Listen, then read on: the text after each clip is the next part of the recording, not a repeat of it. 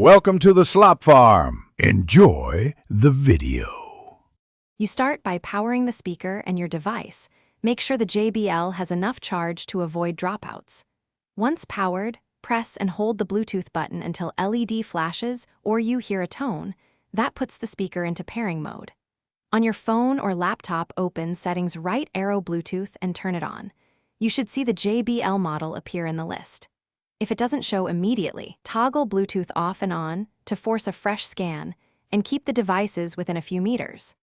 You now select the JBL entry in your device's Bluetooth list. That initiates the handshake. If a pairing code appears, enter 0000 or confirm the prompt. Most JBLs use simple confirmation. Once connected, make sure the audio output switches to the speaker. Check your device's media output settings to confirm a 2DP is active for music and video. If you plan to use calls, verify the hands-free profile is enabled. Keep the device and speaker facing each other and avoid obstacles like walls during this step. You finish by playing audio and adjusting volume on both devices. This verifies the connection and checks latency for video.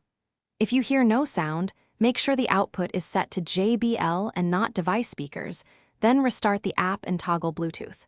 If pairing repeatedly fails, reboot both the speaker and your device.